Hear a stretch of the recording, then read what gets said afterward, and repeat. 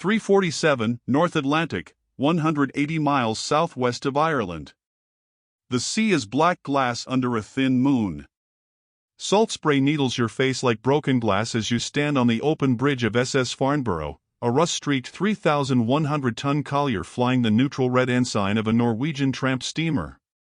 Below you, the deck is chaos on purpose. Lifeboats swing out, men in mismatched civilian coats scream in broken English, women clutch children wrapped in blankets, a panic crew perfectly rehearsed to look like terrified merchant sailors abandoning ship.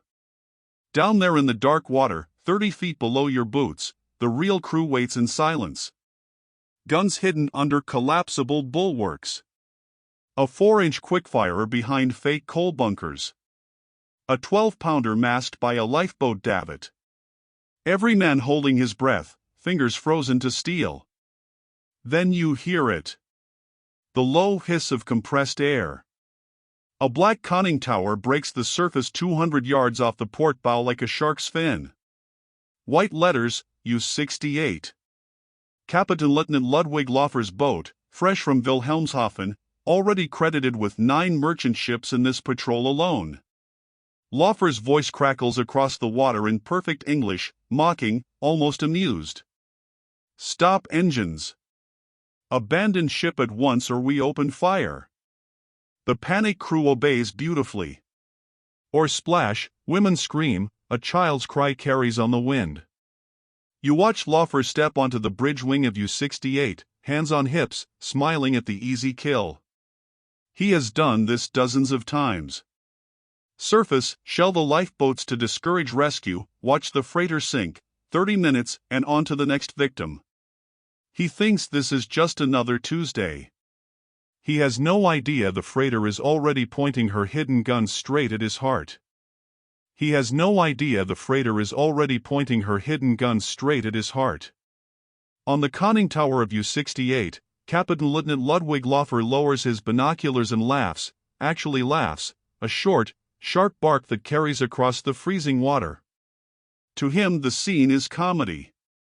A fat, wallowing collier with steam still leaking from a cracked pipe, her crew scrambling into boats like startled chickens.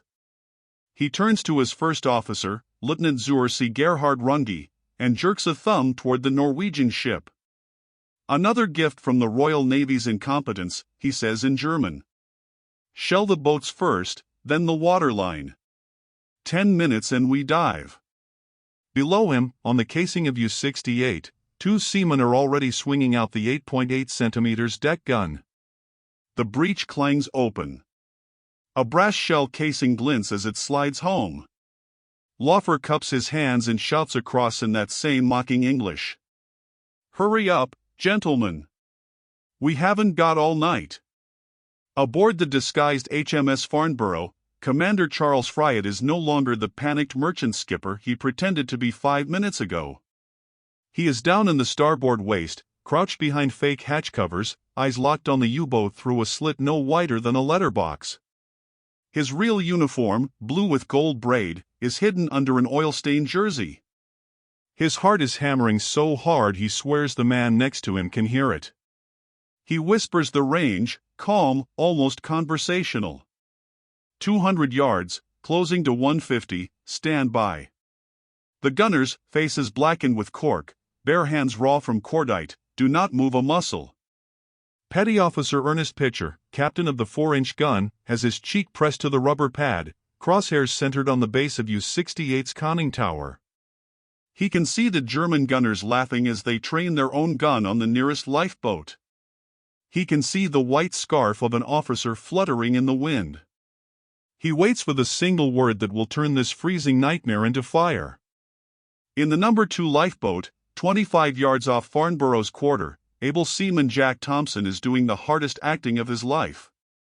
He is rowing like a man possessed, shouting fake Norwegian curses, tears streaming down his cheeks that are only half pretend. The cold is real. The fear is real. Because if the U-boat fires first, every man in that boat dies for real. He risks one glance back and sees the orange flash of the German muzzle loading, the shell already being rammed home. He screams louder, higher, anything to keep their attention. Back on U-68's casing, the 8.8 centimeters gun elevates. The gun captain raises his fist, ready to fire on the helpless boats. Laufer leans out, 1 foot on the railing, savoring the moment. He has sunk 38 ships in 9 months. He is 29 years old, already holder of the Iron Cross First Class, spoken of in Kiel as the next Wettingen. He believes in the invincibility of the Kaiser's U-boats the way priests believe in God. Tonight will be number 39. An easy night, a warm bunk, perhaps a letter to his wife in Wilhelmshaven telling her the Tommies still haven't learned. And that is the exact second everything changes. Commander Fryatt's voice cuts through the darkness like a knife. Drop screens. Fire. The fake wooden sides of Farnborough's hull crash outward on both beams. White ensigns leap up the halyards in 2 places at once. The Union Jack breaks out at the stern, huge, defiant, snapping in the wind.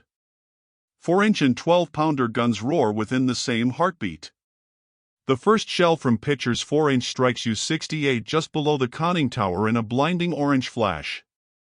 Steel splinters the size of bayonet scythe across the casing. The 8.8 centimeters gun crew are literally torn apart where they stand, bodies flung into the sea like broken dolls. Laufer is still on the bridge wing when the second shell hits. It punches through the thin pressure hull just forward of the conning tower and explodes inside the control room. You can almost see the shock on his face, mouth open, scarf whipping, as the deck beneath him erupts in flame. He grabs for the voice pipe, tries to scream dive. Dive, but the words never leave his throat. A third shell smashes the forward hydroplanes, a fourth rips away the jumping wire. Inside U-68 it is suddenly hell. Lights shatter. Men scream as scalding steam bursts from ruptured pipes. Chief Engineer Obermaschinismit Karl Weber staggers through knee-deep water that is already turning red, trying to reach the diving valves. The deck tilts violently. The Kingston valves are jammed open by the blast, there is no closing them now. On Farnborough's bridge, Fryatt is no longer whispering. He is standing tall, megaphone in hand, voice ringing across the water like a battleship siren. Cease fire. Stand by to pick up survivors. The guns fall silent. Smoke drifts across the moonlit sea. Where U-68 had been, there is only a boiling whirlpool of oil, air bubbles, and floating bodies. 29 seconds. That is all it took. From the first roar of the hidden guns to the moment the U-boat's bow lifts vertical and slides under. 29 seconds to turn the hunter into the hunted, the mocker into the mocked. And somewhere in that churning black water, Captain Lieutenant Ludwig Laufer, the man who laughed at British merchant sailors 5 minutes ago, is already dead. But the night is not over. Because out there, beyond the ring of wreckage, another conning tower has just broken the surface, watching, learning, and already sending a radio signal that will change the entire U-boat war. Already sending a radio signal that will change the entire U-boat war. 2 miles astern, barely visible against the low cloud, the conning tower of U-67 slices the water like a knife blade. Captain Lieutenant Erich von Rosenberg has been trailing U-68 for the last hour, waiting his turn at the same fat collier. He watched the entire thing through his night periscope, the panic boats, the surfacing, the laughter, then the sudden white ensigns, the orange flashes, the violent, impossible death of his comrade Laufer. For 10 full seconds von Rosenberg does not move. His fingers are white on the periscope handles. The only sound in the control room is the soft tick-tick-tick of the clock and the breathing of 35 men who have just seen the rules of their war rewritten in fire.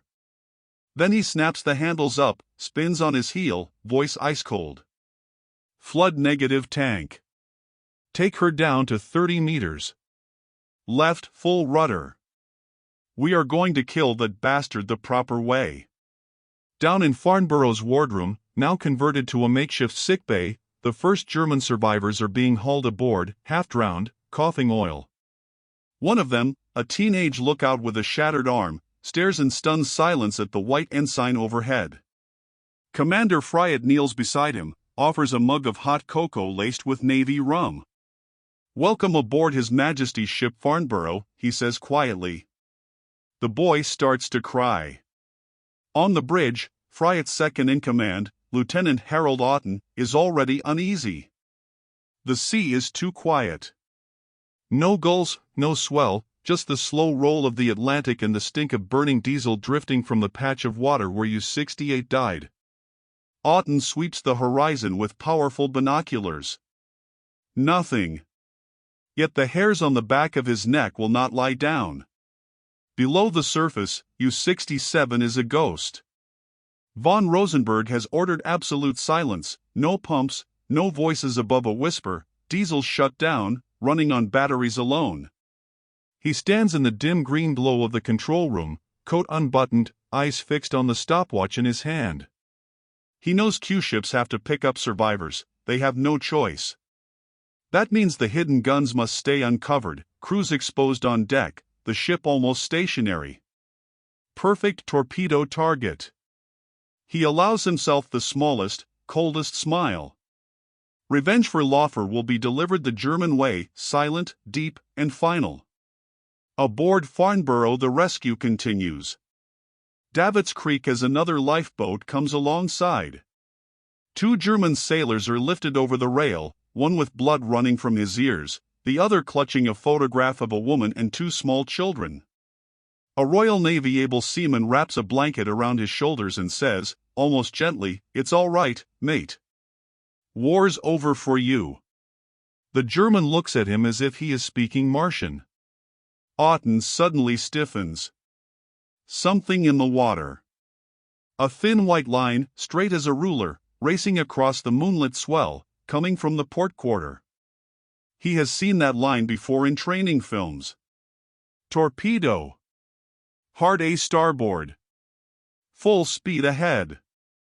The alarm bell clangs like the end of the world. Farnborough's engines, deliberately idling moments ago, roar into life. The old collier shudders, screws biting water, trying to comb the track. Men on deck are thrown flat as the wheel goes hard over. The German prisoners scream, thinking they are being murdered after all. The white wake slices past the stern, missing by less than 20 yards, and keeps going until it porpoises and explodes harmlessly a mile away. Von Rosenberg slams his fist against the periscope standard in fury. Too deep, too slow. He snarls orders. Blow all tanks. Surface. Gun action. U-67 bursts upward like a cork, water cascading from her casing. Her 8.8 centimeters and 10.5 centimeters guns are already manned, crews moving with the slick speed of men who know they have one chance and one chance only. Farnborough's gunners, still at battle stations, swing their weapons the second the conning tower appears. The night erupts again. Muzzle flashes light the sea in strobing orange. A 4-inch shell smashes into U-67's bow, punching a hole the size of a cartwheel just above the waterline. Another rips away half the jumping wire and sends the forward gun crew tumbling. But von Rosenberg is already on the bridge, megaphone in one hand, Luger in the other, screaming at his men to fire, fire, fire. For 90 insane seconds the 2 ships tear each other apart at point-blank range. Steel splinters whine through the air.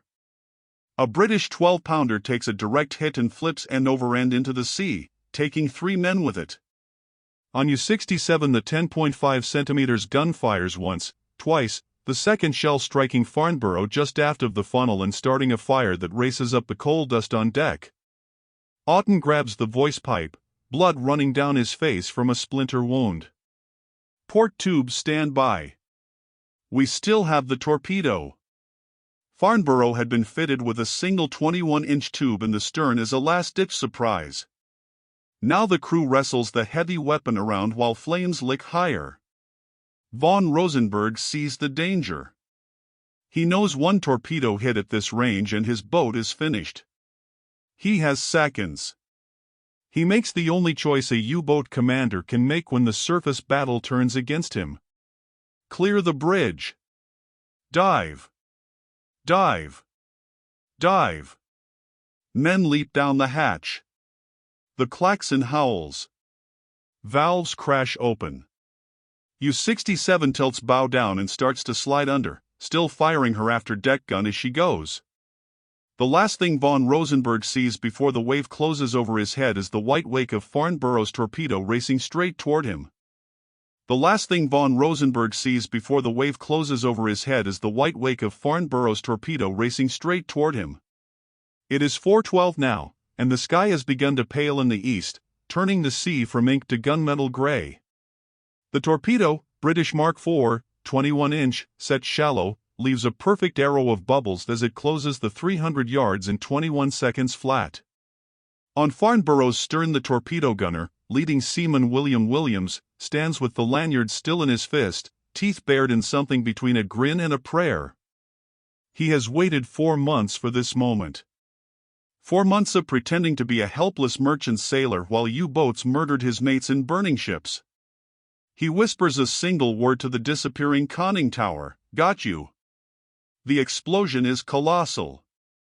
A column of white water shoots 50 feet into the air, laced with black oil and pieces of steel casing. The blast wave rolls across the water and slaps Farnborough like a giant hand, rocking her so hard that men on the upper deck are thrown to their knees. For one heartbeat the sea seems to pause, stunned. Then U-67's bow rises vertically out of the foam, bent at a sickening angle, propellers still turning lazily in the air like the legs of a dying insect.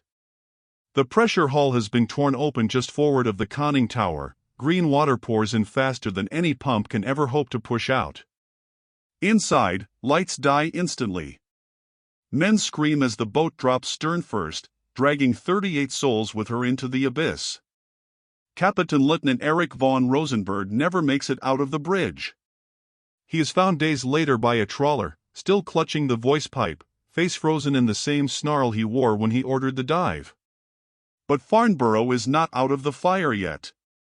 Flames from the German 10.5 centimeters hit have reached the coal bunkers.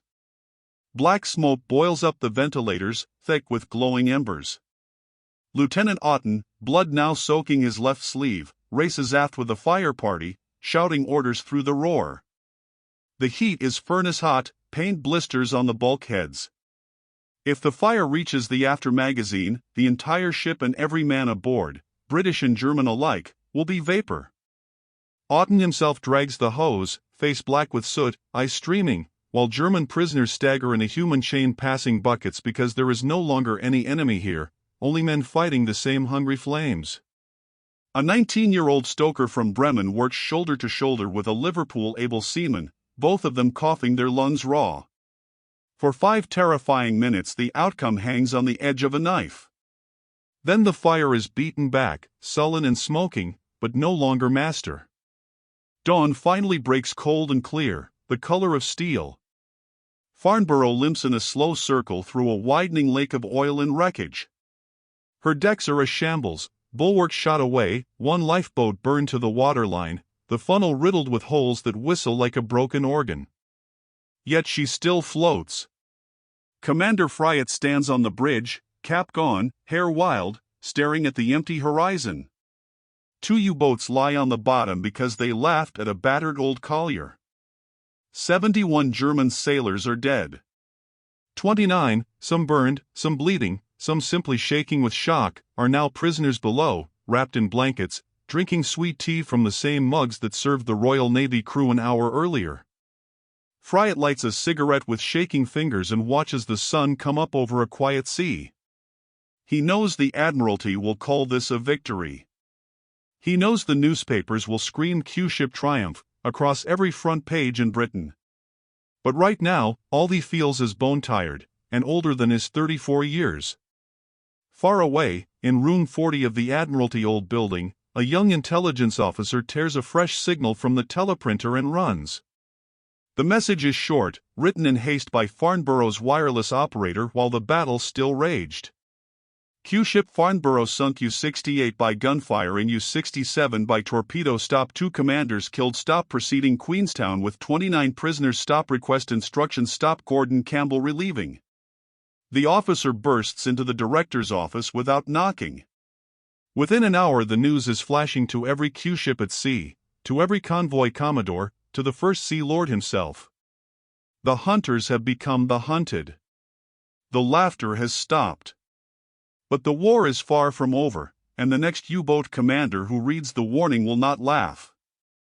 He will study the photographs of U-68's broken hull, he will drill his crew for hours on crash diving the instant a panic crew looks too perfect, and he will swear never to surface within gunshot of any lone merchantman ever again.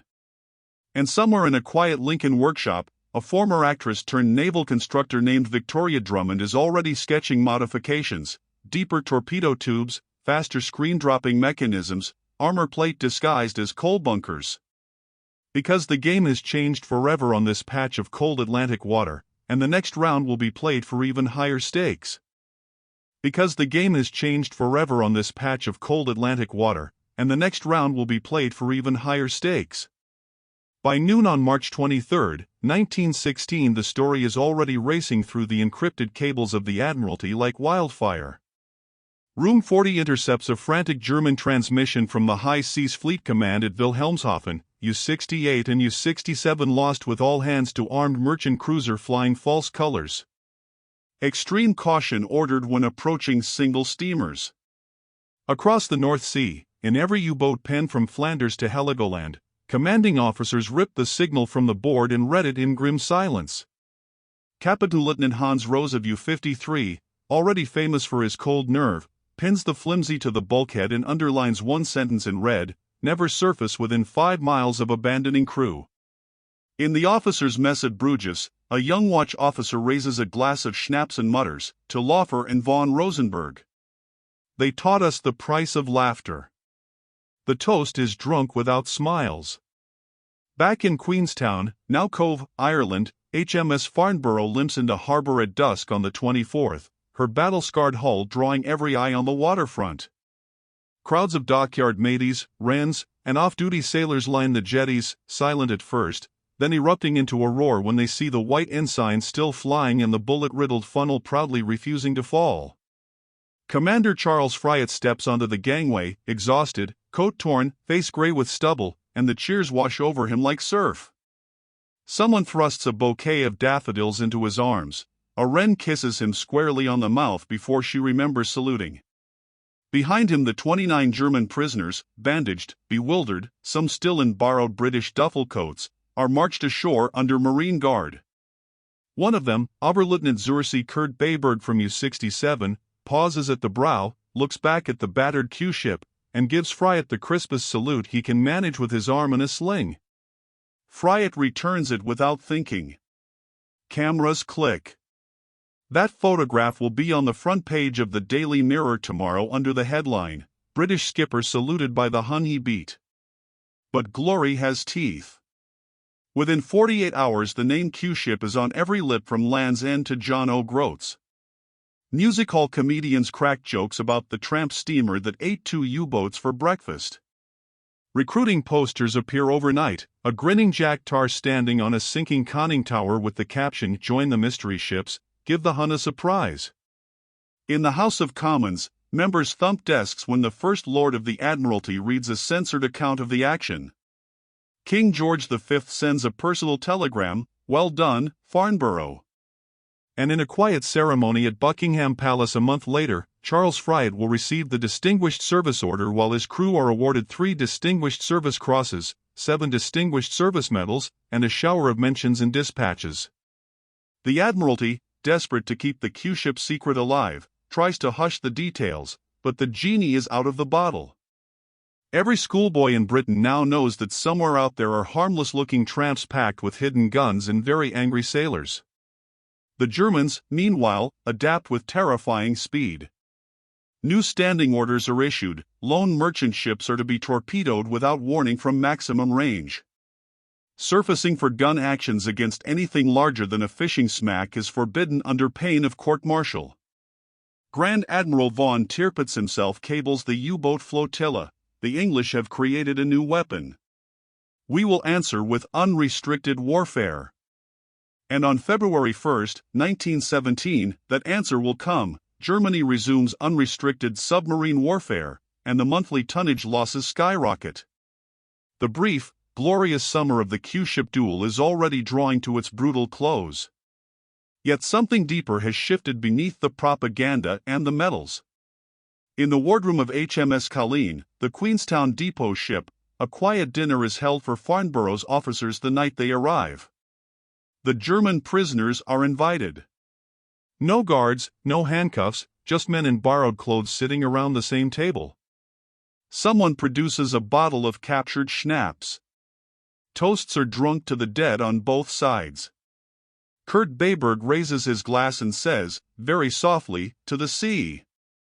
She takes us all in the end. Fryatt nods, eyes distant.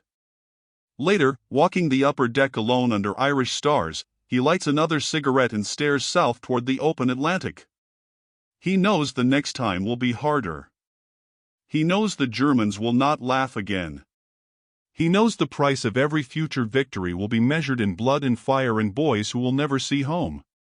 But for one night, just one, the hunters have been hunted, and the sea is quiet.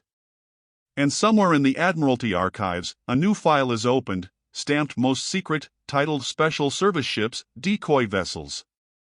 Inside are blueprints, after-action reports, and a single black and white photograph of a battered collier with a bent funnel and a proud White Ensign.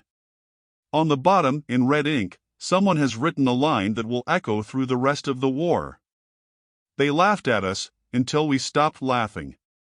The legend of the Q-ships has been born in a single night of fire and steel, and it will burn across the oceans for 2 more savage years. But that is another story. No. That is the same story, only darker, bloodier, and stripped of every last illusion. 16 months later. August 3, 1917, 6:14 in the morning, 220 miles southwest of Bishop Rock. The ship that was once SS Farnborough, now officially HMS Farnborough again, though still wearing her grubby merchant disguise, steams alone through a flat, oily calm.